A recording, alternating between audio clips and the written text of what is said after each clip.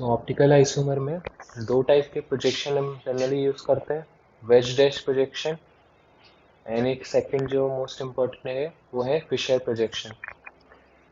Veg dash में RNA stemming कैसे करते हैं वो लास्ट हमने जो वीडियो था उसी पर बेस्ड था। फिशर प्रोजेक्शन देखना है जो आजकल यूज होता है। फिशर को इसके लिए नोबेल प्राइज भी मिला था, उन्होंने काफ़ी शुगर के प्रोजेक्शन पर वर्क किया था। तो ये प्रोजेक्शन था क्या, थ्री डायमेंशनल रिप्रेजेंटेशन फिशर का, और उसके बेस पे हमें आर एस नेमिंग करने वाले हैं। तो वेज डैश आपको पता होगा कि हम क्या करते थे। वेज डैश में दो लाइन तो प्लेन पे होती थी, एक अबव द प्लेन होती थी और एक बिलो द प्लेन होती थी। अब अगर आप फिशर प्रोजेक्शन करना चाहते हैं इसी से, तो आपको क्या करना है कि मॉलिक्यूल को लाइक यहाँ से बीच में से अगर आप देखें, अगर आप यहाँ से देख रहे हैं तो ये दो लाइन आपको पीछे दिखेंगी, दो लाइन आपको अपवर्ड दिखेंगी व्यूअर की तरफ। तो यही फिशर प्रोजेक्शन है। तो फिशर प्रोजेक्शन में आपको दो परपेंडिकुलर लाइन खींचनी है बस। तो इसके लिए उनको नोबेल प्राइज मिला था, दो परपेंडिकुलर लाइन के लिए। तो इसमें क्या खासियत थी, तो ये दो परपेंडिकुलर लाइन जो है ये 3D में मॉलिक्यूल को ऐसे रिप्रेजेंट कर रहे हैं। तो इसमें जो ये हॉरिजॉन्टल लाइन है, जो ये हॉरिजॉन्टल लाइन है, इस पे जो भी ग्रुप होंगे, यहाँ पर मान लीजिए ये ए है, ये बी है, सी है, ये डी है, तो हॉरिजॉन्टल लाइन पर वो होंगे जो अबव द प्लेन है, अबव द प्लेन है। और वर्टिकल लाइन पर वो होंगे, वर्टिकल लाइन पर वो होंगे जो बिलो द प्लेन है और अवे फ्रॉम द व्यूअर है, बिलो द प्लेन। और इसमें अगर पूछे आपसे ऑन ऑन द प्लेन कौन सा है, तो ऑन द प्लेन ये टेट्राहेड्रल कार्बन है, जहाँ पर ये जो परपेंडिकुलर लाइन है इंटरसेक्ट कर रहे हैं, तो ये ऑन द प्लेन है। अगर मैं इसको वेज डैश में दिखाना चाहूँ तो ये कुछ इस टाइप से है इसका सेम प्रोजेक्शन। तो हॉरिजॉन्टल लाइन वाला above the plane and vertical line वाला बिलो द प्लेन। तो ये इसका वेज डैश प्रोजेक्शन है, राइट। तो ये फिशर प्रोजेक्शन हो गया। जो बस आपको परपेंडिकुलर लाइन खींचनी है और ध्यान क्या रखना है कि जो हॉरिजॉन्टल लाइन है वो अबव द प्लेन होंगे उसमें ग्रुप, और जो वर्टिकल लाइन है वो बिलो द प्लेन होंगे। रूल्स हमारे वही हैं आरएनएस नेमिंग के जो हमने वेज डैश में किए थे। अगर इसमें आपको आरएनएस नेमिंग करनी है तो अगेन आपको ध्यान किस चीज़ का रखना है, आरएनएस नेमिंग में फोर्थ प्रायोरिटी के बेसिस पर ही नेमिंग होती है। इसमें भी फोर्थ प्रायोरिटी का ध्यान रखना है। अगर फोर्थ प्रायोरिटी इस लाइन में है, वर्टिकल में है, वर्टिकल में मतलब बिलो द प्लेन, और बिलो द प्लेन ही चाहिए रहता है हमें। अगर वर्टिकल लाइन में है तो जैसे आप एरो बनाते थे प्रायोरिटी देके सीआईपी रूल से, जो भी एरो बना के नेम आ रहा है नेम उसका सेम रहेगा। तो नेम आप उसको सेम रखिए जो भी आ रहा है, अगर वर्टिकल लाइन में है तो। अगर आर है तो आर रखो, एस है तो एस रखो। बट अगर फोर्थ प्रायोरिटी हॉरिजॉन्टल लाइन में है, इसका मतलब अबव द प्लेन है, और मैं पहले ही बता चुका हूँ अबव द प्लेन में नेमिंग ऑपोजिट हो जाती है। तो अगर हॉरिजॉन्टल लाइन में है और आपने एरो मान लीजिए बनाया 1 2 3 की डायरेक्शन में और ये आर आ रहा है, तो नाम एक्चुअल में क्या होगा, एस होगा, या एस आ रहा है तो आर होगा। इसमें इसका मतलब इसमें जो नेमिंग आएगी ऑपोजिट होगी, नेमिंग विल बी ऑपोजिट। तो बस आपको इतना सा ध्यान रखना है, बिल्कुल ईजी है ये। जैसे मैं आपको एक एग्जांपल करके दिखाता हूँ आरएनएस नेमिंग का। इसमें जैसे मान लीजिए आपसे बोला जाए draw The structure of lactic acid. Draw the structure of R lactic acid. ठीक है, तो मैं आपको दोनों तरीके से बना कर दिखाता हूँ, फिशर में भी एंड वेज डैश में भी। तो फिश लैक्टिक एसिड क्या होता है? 1 कार्बन, उस पे एक H, एक CH3, एक हाइड्रोजन, एक मैथिल, एक हाइड्रोक्सी ग्रुप और एक कार्बोक्सिलिक ग्रुप। इसका मतलब ये कायरल कार्बन है, इसमें 4 डिफरेंट ग्रुप अटैच्ड हैं, H, CH3, OH and COH। तो क्या करना है, आपको 2 परपेंडिकुलर लाइन खींच देनी है। फिशर में बना रहा हूँ मैं। अब आपको जिसमें मन करे वहां पे ग्रुप रख दो, आपको जो भी रखना है यहाँ पे। जैसे मान लो यहाँ पे H रखना है, H रख दो, OH रख दो, CH3 हो गया, COH हो गया। अब इसमें प्रायोरिटी देनी है CIP रूल से, तो प्रायोरिटी दीजिए। फर्स्ट प्रायोरिटी किसकी होगी? ऑक्सीजन की 1। इसमें कार्बन में वो जुड़ा है, यहाँ पे हाइड्रोजन, तो सेकेंड इसकी, ये थर्ड इसकी। ये पहले ही बता चुका हूँ मैं, इसलिए रिपीट नहीं कर रहा हूँ। 1 2 3 एरो बनाएंगे, R लग रहा है, बट हाइड्रोजन किस में, कौन सी लाइन में? हॉरिजॉन्टल में। इसका मतलब क्या होगा? S होगा। तो अभी मैंने जो बनाया है वो मैंने S बनाया है, मुझे बनाना क्या था? R बनाना था।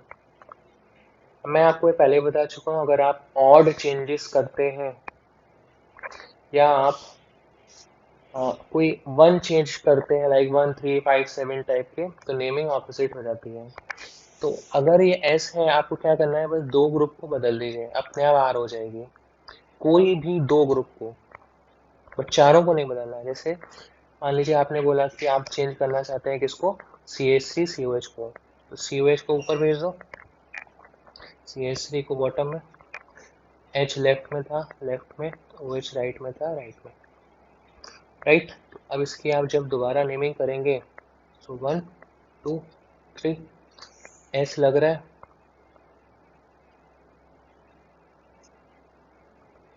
राइट, बट हाइड्रोजन हॉरिजॉन्टल में क्या होगा? R होगा। हमें क्या बनाना था? R बनाना था। तो अगर मैं किसी 2 ग्रुप को, आप देख रहे हैं मैंने 2 ग्रुप को बदला है। पहले वाले में नेमिंग क्या आ रही थी हमारी?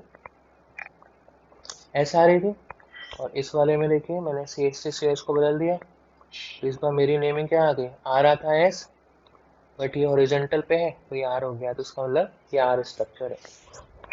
आप कोई भी 2 ग्रुप को बदल सकते हैं, बट चारों को एक साथ मत बदलिएगा। आप वर्टिकल वालों को भी बदल सकते हैं, हॉरिजॉन्टल वाले को भी बदल सकते हैं। अब मान लीजिए अगर मैं आपसे बोलूं कि दोनों को एक साथ बदल देता, तब क्या होता? दोनों को कैसे? HOH को भी इन्वर्ट कर दो और COH को ऊपर भेज के CH3 को बॉटम पे। तो मैंने 2 चेंज कर दिए, वर्टिकल लाइन में भी और हॉरिजॉन्टल में भी। अब नेमिंग सेम आएगा, देखिए पहला वाला S था, ये भी S आएगा। करके देखिए, 1 2 3 R लग रहा है, बट हाइड्रोजन हॉरिजॉन्टल पे है, तो क्या होगा? S। करेक्ट है। इसका मतलब ये दोनों कंपाउंड कैसे हैं? सेम है। दिख अलग रहे हैं बट है सेम। तो जब भी आपको कंपाउंड आइडेंटिफाई करना हो सेम है या अलग है, तो अगर उसकी नेमिंग सेम आ रही है तो वो कंपाउंड आइडेंटिकल होता है। नेमिंग अगर ऑपोजिट आ रही है तो उसको एनेंशियोमर बोलते हैं, वो ऑप्टिकल आइसोमर का पार्ट होता है। आई होप आपको समझ में आ गया होगा। एक और एग्जांपल मैं करके दिखा देता हूँ, इसमें नेमिंग देखिए।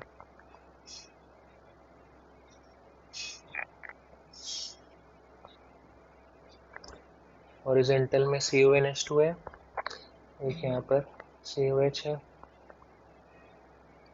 ओके, यहाँ पर Cl लगा है और यहाँ पर लगा है NH2। इसकी RNS नेमिंग करनी है आपको, प्रायोरिटी देनी है। Cl की फर्स्ट, एटॉमिक नंबर ज़्यादा है, फिर नाइट्रोजन का second, carbon, oxygen, oxygen nitrogen से जुड़ा है, ये ऑक्सीजन ऑक्सीजन ऑक्सीजन से, थर्ड पे ये, फोर्थ पे ये। फोर्थ वाला वर्टिकल लाइन में आ रहा है, कोई प्रॉब्लम नहीं है, 1 2 3 में एरो बनाना है। एस लग रहा है, एस ही होगा।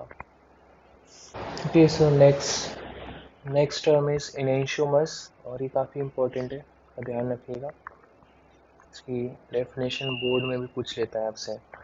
तो इनेंशियोमर को आप ऐसे बोल सकते हैं, कायरल ऑब्जेक्ट की जो डेफिनेशन मैंने लिखी थी, तो two and more compounds which are non-superimposable and also mirror images of each other are enantiomers.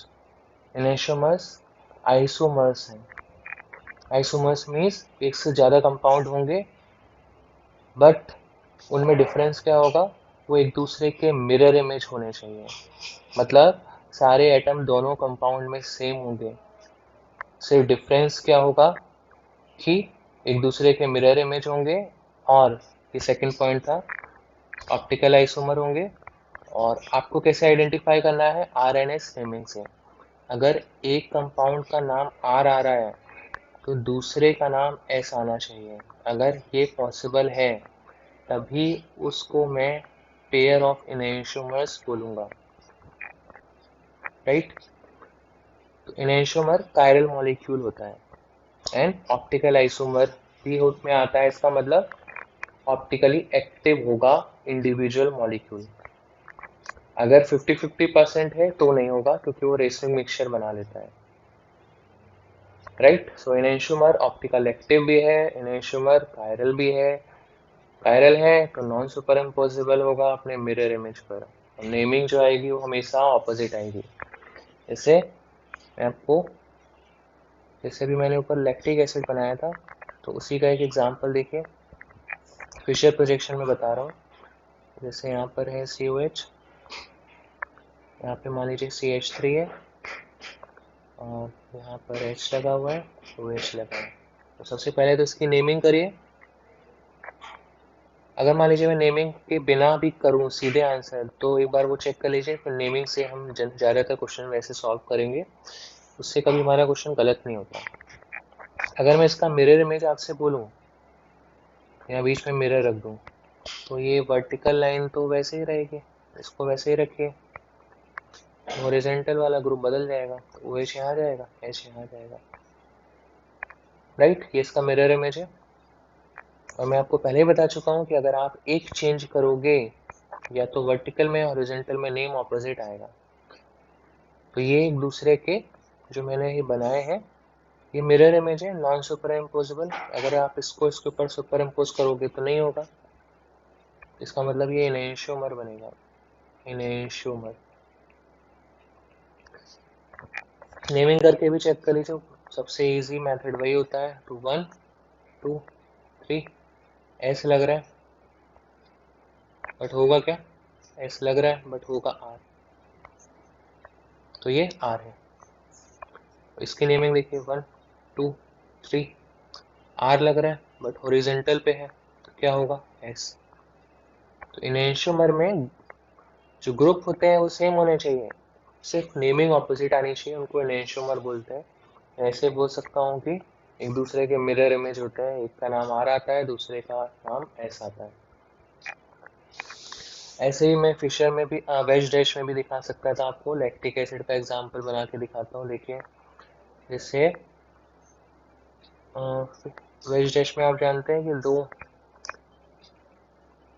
Plane में होता है, और एक अबव द प्लेन, एक बिलो द प्लेन। यहाँ मान लीजिए मैंने लगा दिया, सिंपल करने के लिए क्या करता हूँ, फोर्थ प्रायोरिटी को मैं वेज पे लगा देता हूँ, इससे प्रॉब्लम ना हो हमें, क्योंकि मैं पहले बता चुका हूँ सबसे इजी तो वही होता है कि अगर fourth priority below the plane है। इसको रख देते हैं यहाँ पर, और ये हो गया OH, राइट। अब अगर मैं इसका मिरर इमेज देखूँ, तो ये CH3 तो यहीं पे रहेगा, ये OH राइट में आ जाएगा, COH जो था राइट से लेफ्ट में आ जाएगा, राइट। कार्बन होगा यहाँ पर COOH, और यहाँ पर हमारा H था। तो ये देख एक दूसरे के मिरर इमेज है और नॉन सुपर इम्पोजेबल है। अगर आप इसको इसके ऊपर रख के देखेंगे तो ये सुपरइम्पोज नहीं होगा, कोइंसाइड नहीं होगा, कायरल है। सेम ही डेफिनेशन है कायरल वाली। नेमिंग से कर सकते हैं, नेमिंग से करते हैं एक बार देखिए। 1 2 3 fourth priority below the plane है, तो जो नेम होगा वही रहेगा, एस आएगा ये पहला वाला एस लैक्टिक एसिड है। ऐसे दूसरे में करते हैं 1 2 3 fourth priority below the plane है, ये क्या होगा आर। इसका मतलब ये क्या है, एक दूसरे के इनहेंशियोमर है, राइट। सो अब एक चीज ध्यान रखिए, अगर आपके पास वन कायरल सेंटर है, वन कायरल सेंटर है, तो सिर्फ दो केस हो सकते हैं।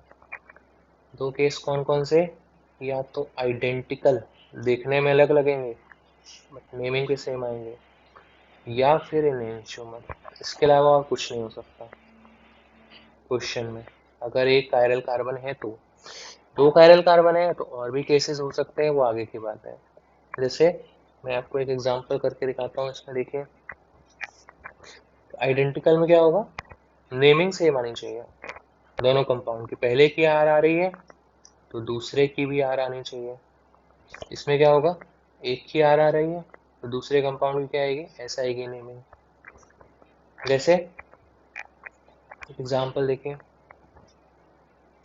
वही लैक्टिक एसिड वाला ही ले लेता हूँ, HOH CH3 COH, ये पहला कंपाउंड है और ये दूसरा कंपाउंड है OH H COH CH3। Direct भी कर सकते हैं, नेमिंग से भी कर सकते हैं। अगर आपसे पूछ लें इन दोनों में क्या रिलेशन है, क्या ये एनएंशियोमर है, तो डायरेक्ट मैंने क्या बताया था, अगर आप वर्टिकल के ग्रुप को भी बदल दो और हॉरिजॉन्टल को भी बदल दो, इसने इससे इसको बदला, इसने इससे बदला, देखिए OH राइट में था लेफ्ट में चला गया, CH3 टॉप में था बॉटम में आ गया। दो चेंज पे मॉलिक्यूल आइडेंटिकल होता है, इसका मतलब ये आइडेंटिकल होगा, ये एनएंशियोमर नहीं है। आइडेंटिकल मीन्स आइसोमर नहीं है, ये सेम कंपाउंड है, देखने में अलग लग रहे हैं बस।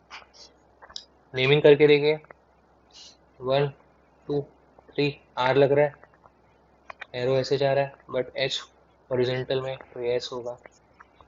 इसमें देखिए 1 2 3 आर लग रहा है, हॉरिजॉन्टल पे है तो क्या S, S S same means identical compounds, right. और इनहेंशियोमर में पहले ही बता चुका हूँ, ऊपर एग्जांपल दे चुका हूँ, रिपीट नहीं कर रहा हूँ। एक का नाम आर आता है तो दूसरे का एस